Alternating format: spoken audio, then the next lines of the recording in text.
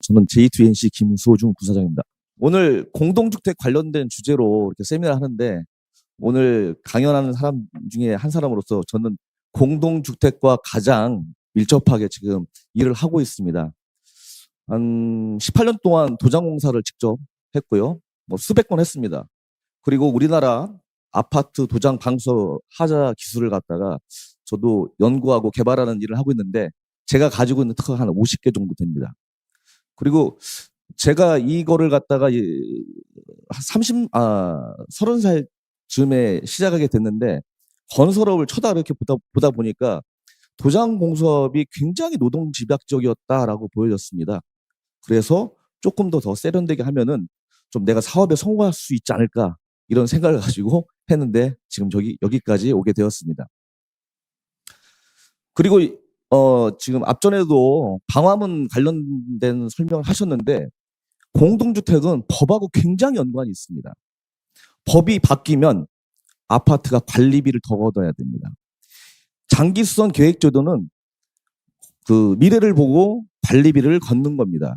그러면 없던 법이 생기게 되면은 그거를 갖다가 재원을 마련해야 되는데 그렇기 때문에 공동주택이 굉장히 관리하는데 힘듭니다.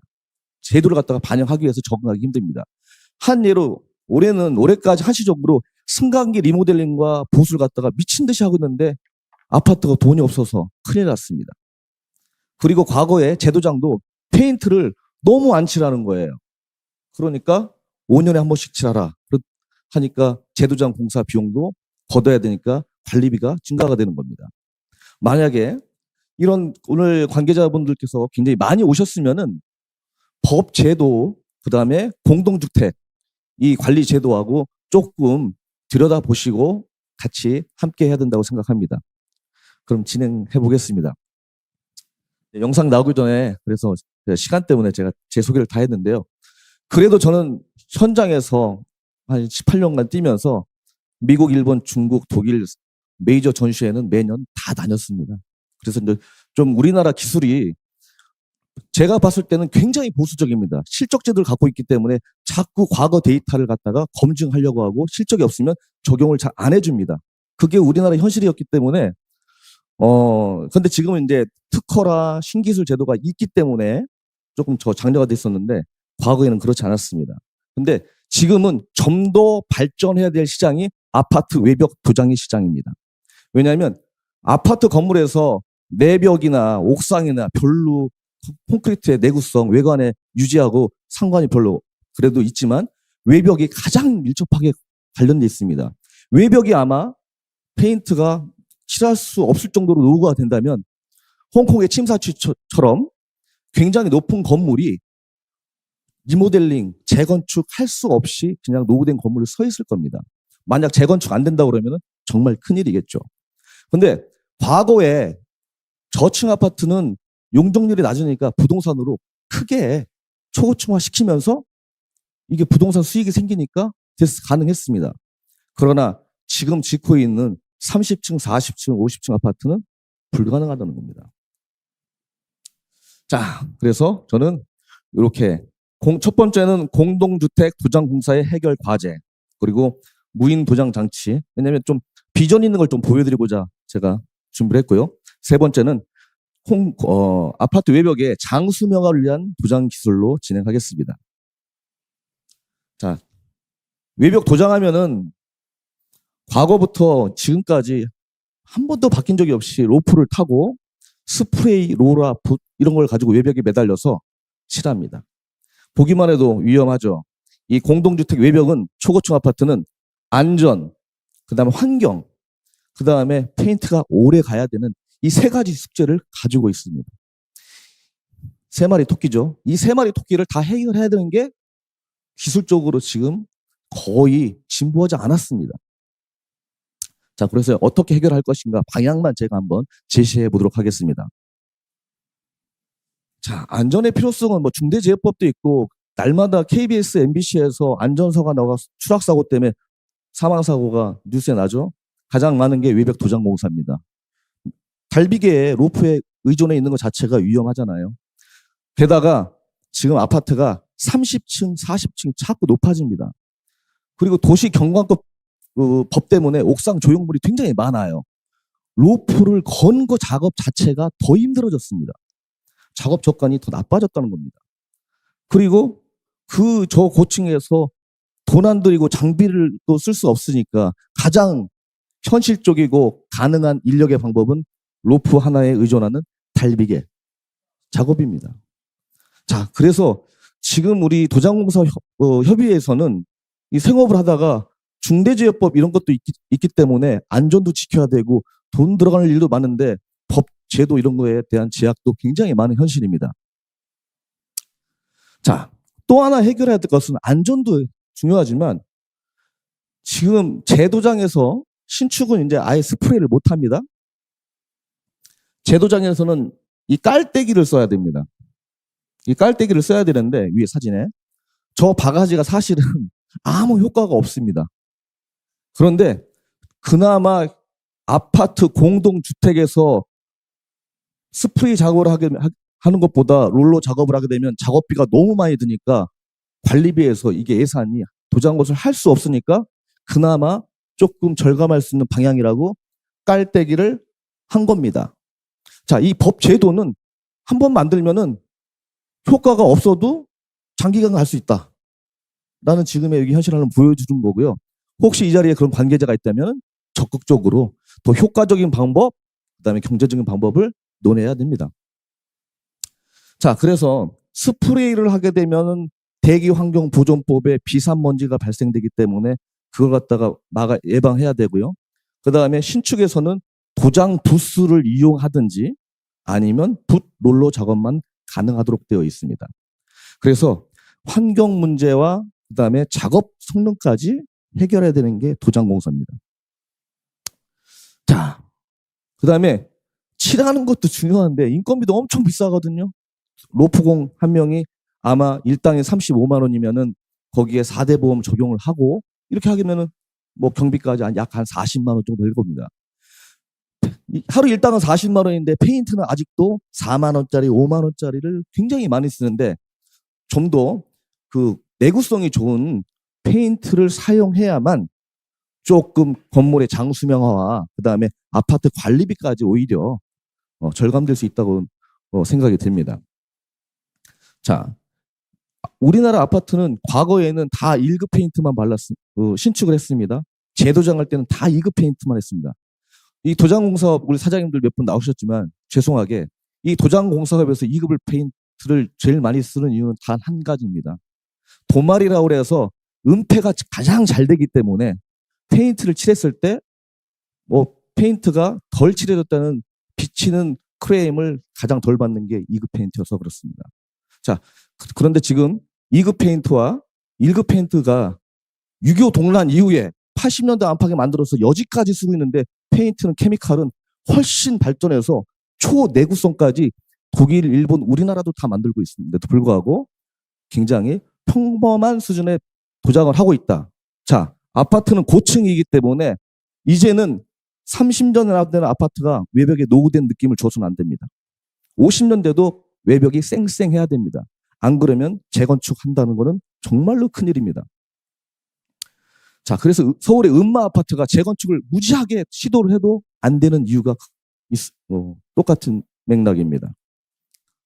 자, 그러면 안전과 환경을 지킬 수 있는 게 지금 현행법으로는 신축에서는 무인 도장 장치가 가장 가깝습니다. 왜냐하면 사람 안전 안 다치죠. 일단 사람이 작업을 하지 않는 것 자체가 다치지 않기 때문에 안전사고에서 회피되는 겁니다. 두 번째는 도장 부스를 이용해야만 외벽에 스프레이를 할 수 있습니다. 자, 도장 부스를 이용해서 케이지를 만드는 겁니다. 그리고 요즘에 휴대폰 나온 지가 굉장히 오래됐잖아요. 스마트폰 한 지가. 스마트화 건설 기술도 발전하고 있습니다. 자, 그래서 로봇이라는 산업이 생기면서 60년대부터 쭉 이어져 보니까 한국에는 벌써 제가 찾아보니까 무인 도장 기술 특허가 굉장히 많이 나와 있습니다. 그런데 거의 비슷비슷하죠. 자, 최근에 2013년도에 대구의 로봇 프린터에서 무인 도장 장치를 만들었는데 요거는 프린터 방식입니다. 찍찍 잉크로 헤드가 수평으로 이동해서 하다 보니까 너무 느려서 좀 작업성이 별로 부족하고요. 지금 잠깐 제가 소개해 드릴 저희 회사 제품은 멀티헤드 스프레이 노즐이 4개로 돼서 한 번에 쏩니다. 그래서 한 10층을 칠하는데 1분 정도의 작업을 할 수 있기 때문에 만약에 상용화에 성공한다면 일부라도 굉장히 효과가 크다. 이렇게 말씀이 되겠습니다. 그리고 이제 중간에 보면은 드론이 나오는데 이 드론은 농약도 뿌리고 있는 거, 그다음에 미국에서 드론을 이용해서 스프레이로 뭐 이렇게 위험한 곳에 도장 작업을 하는데 현행법에서 이것도 해결해 줘야 이 드론을 이용한 도장 산업도 일어섭니다. 왜? 스프레이가 못하게 돼 있기 때문에 이게 못하는 겁니다. 그래서 이런 법제화도 오늘의 세미나를 통해서 조금 반영되기를 바랍니다. 자, 그래서 저희가 만든 거를 로라로 하는 거를 지금 여기는 한국 서부발전 탱크를 갖다가 저희가 무인 도장 장치로 했습니다.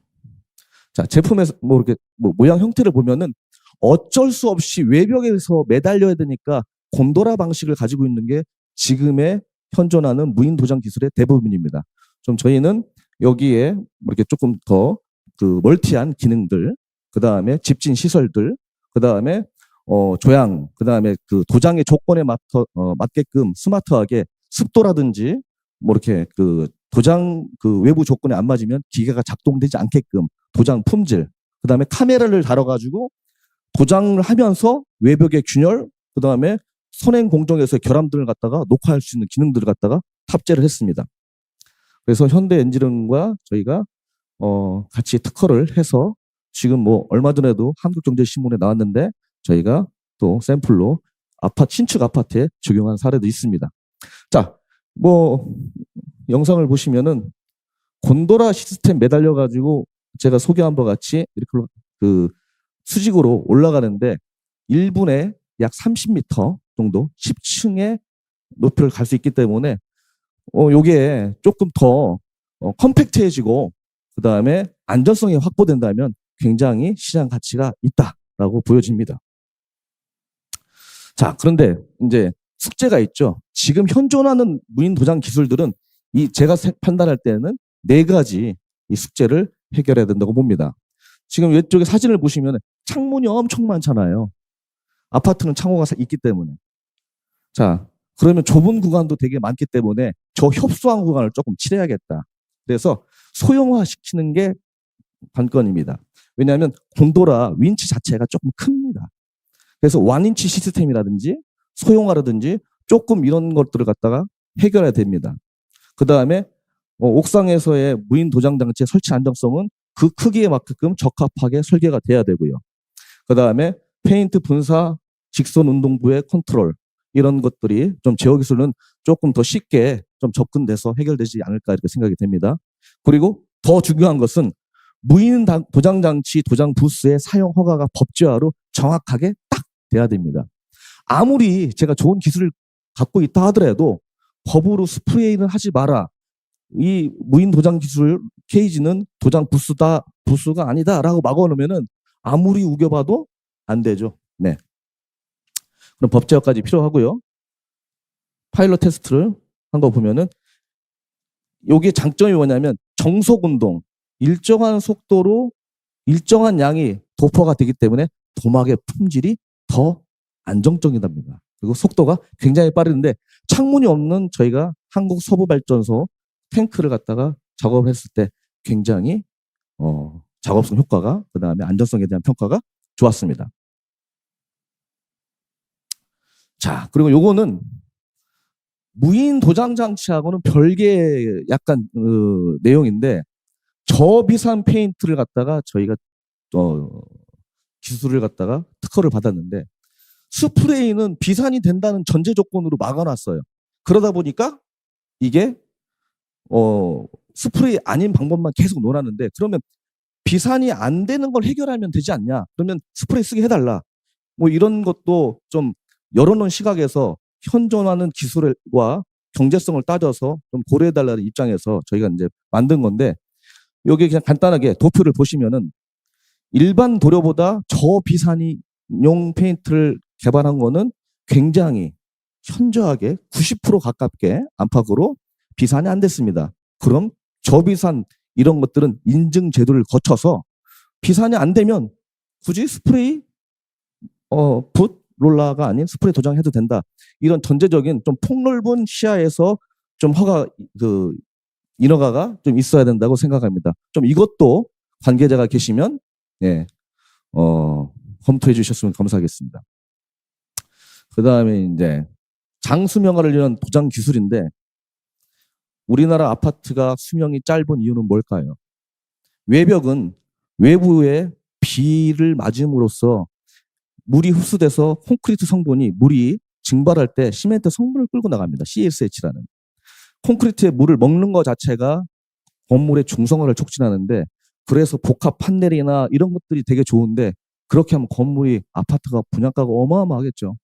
그래서 지금 페인트를 갖다가 많이 사용하고 있는데 좋은 페인트를 사용할수록 건물의 수명은 더 길어집니다. 그 다음에 인건비가 계속 올라가고 한 번 작업할 때마다 위험하기 때문에 가급적이면 한 번 칠했을 때 5년 가는 페인트보다 한 번 칠했을 때 10년 가는 페인트가 더 비전적입니다.